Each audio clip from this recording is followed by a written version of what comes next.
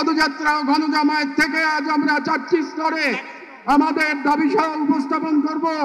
আমাদের প্রথম দাবিগুলো জাতিসংঘ আন্তর্জাতিক সম্প্রদায়ের প্রতি, যেহেতু জাতিসংঘ আন্তর্জাতিক সম্প্রদায় সকল জাতির অধিকার রক্ষার, দখলদারিত্ব, গণহত্যা রোধের সংকল্প প্রকাশ করে এবং আমরা দেখেছি গাজায় প্রতিদিন যে রক্তপাত, যে ধ্বংস চলছে তা কোনো একক সরকারের ব্যর্থতা নয়, বরং এটি একটি আন্তর্জাতিক ব্যর্থতার ফল। এবং এই ব্যর্থতা শুধু নীরবতার মধ্যেই সীমাবদ্ধ নয়, বরং পশ্চিমা শক্তি বলয়ের অনেক রাষ্ট্র সরাসরি দখলদার ইসরায়েলকে অস্ত্র, অর্থ ও কূটনৈতিক সহায়তা দিয়ে এই গণহত্যাকে দীর্ঘস্থায়ী করেছে এবং এই বিশ্ব ব্যবস্থা দখলদার ইসরায়েলকে প্রশ্নবিদ্ধ না করে বরং রক্ষা করার প্রতিযোগিতায় নেমেছে।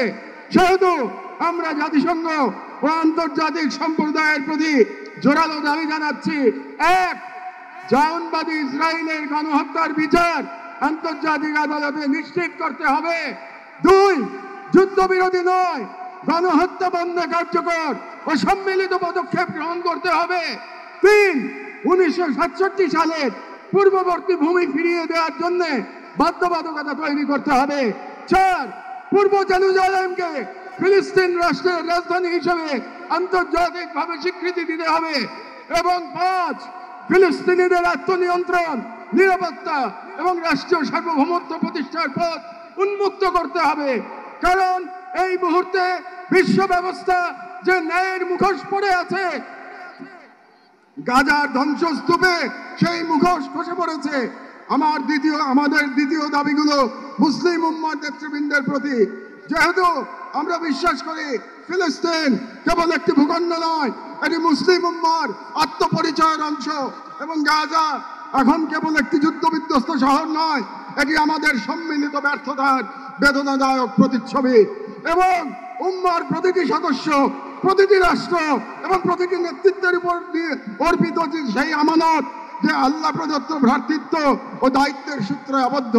এবং ইসরায়েল একটি অবৈধ, দখলদার, গণহত্যাকারী রাষ্ট্র, যা মুসলিমদের প্রথম কিবলা ও একটা পুরো জনগোষ্ঠীর অস্তিত্ব নিশ্চিহ্ন করতে সর্বশক্তি নিয়োগ করেছে। এবং ভারতের হিন্দুত্ববাদ আজ এই অঞ্চলে জায়নবাদী প্রকল্পের প্রতিনিধিতে পরিণত হয়েছে, মুসলমানদের বিরুদ্ধে সুপরিকল্পিত দমন নির্যাতন চালিয়ে যাচ্ছে। এবং ভারতের সম্প্রতি ওয়াকফ সম্পত্তি আইনে হস্তক্ষেপের মাধ্যমে মুসলিমদের ধর্মীয় ঐতিহাসিক অধিকার ধারণ করা হয়েছে, যা উম্মার জন্য একটি স্পষ্ট সতর্কবার্তা। সেহেতু আমরা মুসলিম বিশ্বের সরকার ও ওআইসির মতো মুসলিম উম্মার প্রতিনিধিত্বকারী সংগঠনগুলোর নিকট দৃঢ়ভাবে আহ্বান জানাই, 1. ইসরায়েলের সাথে অর্থনৈতিক, সামরিক ও কূটনৈতিক সকল সম্পর্ক অবিলম্বে ছিন্ন করতে হবে। 2. জায়নবাদী রাষ্ট্রের বিরুদ্ধে বাণিজ্যিক অবরোধ ও নিষেধাজ্ঞা আরোপ করতে হবে। 3. গাজার মুসলিম জনগণের পাশে চিকিৎসা, খাদ্য, আবাসন ও প্রতিরক্ষা সহযোগিতা সহ সর্বাত্মক সহযোগিতা নিয়ে দাঁড়াতে হবে। 4. আন্তর্জাতিক পর্যায়ে ইসরায়েলকে একঘরে করতে সক্রিয় কূটনৈতিক অভিযান শুরু করতে হবে। এবং 5. জায়নবাদের দোসর ভারতের হিন্দুত্ববাদী শাসনের অধীনে মুসলিমদের অধিকার হরণ, বিশেষ করে ওয়াকফ আইনে হস্তক্ষেপের মতো রাষ্ট্রীয় আগ্রাসনের বিরুদ্ধে ওআইসি ও মুসলিম রাষ্ট্রগুলোকে দৃঢ় প্রতিবাদ ও কার্যকর কূটনৈতিক অবস্থান নিতে হবে। কারণ গাজার রক্ত প্রবাহে আমরা লজ্জিত হওয়ার আগেই গাজার পাশে দাঁড়ানোই উম্মার জন্য সম্মানের একমাত্র পথ। এবং যে নেতৃত্ব আজ নীরব, কাল ইতিহাসের কাঠগড়ায় দাঁড়াতে বাধ্য হবে। আমাদের তৃতীয় দাবিগুলি বাংলাদেশ সরকারের প্রতি। যেহেতু বাংলাদেশ একটি মুসলিম সংখ্যাগরিষ্ঠ রাষ্ট্র, যার স্বাধীনতা সংগ্রামের ভিত্তিতে নিহিত রয়েছে অন্যায় অবিচারের বিরুদ্ধে প্রতিরোধের চেতনা, এবং আমরা বিশ্বাস করি ফিলিস্তিনের প্রশ্নে বাংলাদেশ কেবল মানবতার নয়, ইমানের পক্ষেও এক ঐতিহাসিক অবস্থানে রয়েছে। এবং একটি গণতান্ত্রিক রাষ্ট্র হিসেবে সরকারের দায়িত্ব জনগণের ইমানি ও নৈতিক আকাঙ্ক্ষার প্রতি শ্রদ্ধা রাখা এবং বাংলাদেশের জনগণ গাজার পাশে থাকার অঙ্গীকার করেছে, তাই রাষ্ট্রীয় পর্যায়ে নীরবতা এই জন আকাঙ্ক্ষার প্রতি অবজ্ঞার শামিল। সেহেতু আমরা বাংলাদেশ সরকারের প্রতি দৃঢ়ভাবে আহ্বান জানাই, এক, বাংলাদেশি পাসপোর্টে অ্যাকসেপ্ট ইসরায়েল শর্ত পুনর্বহাল করতে হবে এবং ইসরায়েলকে রাষ্ট্র হিসেবে স্বীকৃতি না দেওয়ার অবস্থান আরো সুস্পষ্টভাবে প্রকাশ করতে হবে। দুই, সরকারের ইসরায়েলি কোনো প্রতিষ্ঠানের সাথে যত চুক্তি হয়েছে তা বাতিল করতে হবে। তিন, রাষ্ট্রীয়ভাবে গাজায় ত্রাণ ও চিকিৎসা সহায়তা পাঠানোর কার্যকর ব্যবস্থা নিতে হবে।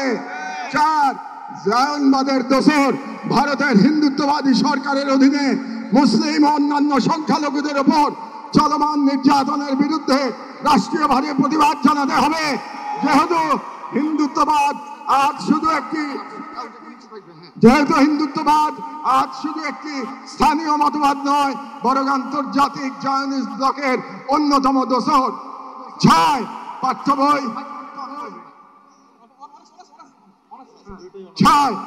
বই ও শিক্ষানীতিতে আল আকসা, ফিলিস্তিন এবং মুসলিমদের সংগ্রামী ইতিহাসকে অন্তর্ভুক্ত করতে হবে, যাতে ভবিষ্যৎ মুসলিম প্রজন্ম নিজেদের ইতিহাস, ঐতিহ্য ও আত্মপরিচয় নিয়ে গড়ে ওঠে।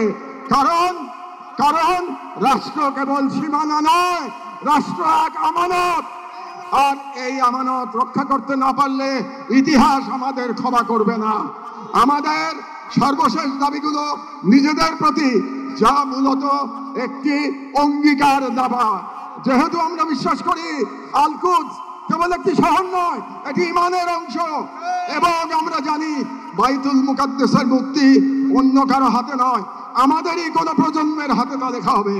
এবং আমরা বুঝি জায়নবাদের প্রতিষ্ঠা মূলত আমাদের নিজেদের আত্মবিস্মৃতির ফল, এবং আজ যদি আমরা প্রস্তুত না হই তাহলে আল্লাহ না করুন কাল আমাদের সন্তানেরা হয়তো এমন এক বাংলাদেশ পাবে যেখানে হিন্দুত্ববাদ ও জায়নবাদ একত্রে নতুন গাজা তৈরি করবে।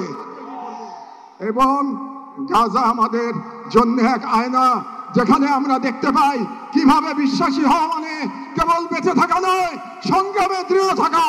সেহেতু আমরা এই মাটির মানুষ, এই মুসলিম ভূখণ্ডের নাগরিক, এই কওমের সন্তান এবং সর্বোপরি মুসলিম উম্মার সদস্য একটি অঙ্গীকার করছি, এক, আমরা সকলে স্বতঃস্ফূর্তভাবে বয়কট করব প্রত্যেক সেই পণ্য, কোম্পানি ও শক্তিকে যারা ইসরায়েলের দখলদারিত্ব টিকিয়ে রাখে।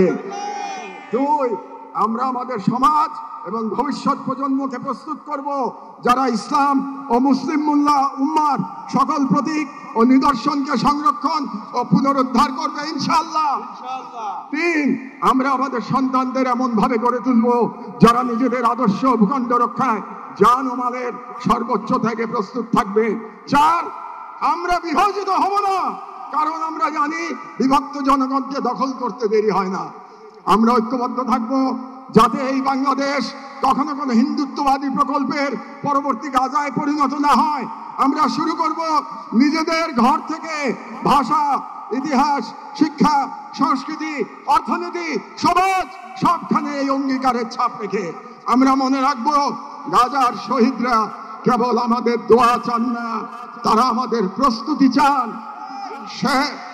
শেষ কথা, শান্তি বর্ষিত হোক গাজার সম্মানিত অধিবাসীদের উপর, তাদের উপর যারা নজিরবিহীন সবর করেছেন, যারা বিচল ইমানের পর প্রমাণ দিয়েছেন, যারা ধ্বংসস্তূপের মাঝেও প্রতিরোধের আগুন জ্বেলেছেন, বিশ্বের নীরবতা উদাসীনতার যন্ত্রণা হাসি মুখে বুকের মাঝে ধারণ করেছেন। শান্তি বর্ষিত হোক তাদের প্রতি যারা নাম রেখে গেছেন ইজ্জতের ক্ষতি আনে। শান্তি বর্ষিত হোক হিন্দ রাজব, রিম এবং ফাদি আবু সালেহ সহ সকল শহীদদের উপর, যাদের রক্ত দ্বারা গাজার পবিত্র ভূমি আরো পবিত্র হয়েছে, যাদের চোখে ছিল প্রতিরোধের অগ্নিশিখা। শান্তি বর্ষিত হোক বাইতুল মুকাদ্দাসের গর্বিত অধিবাসীদের উপর, যাদের হৃদয়ে এখনো ধ্বনিত হয় আল কুদস লানা, আল কুদস আমাদের। গাজার জনগণকে অভিনন্দন। আপনারা ঈমান, সবর আর কুরবানির মহাকাব্য রচনা করেছেন, দুনিয়াকে দেখেছেন ঈমান আর তাওয়াক্কুলের শক্তি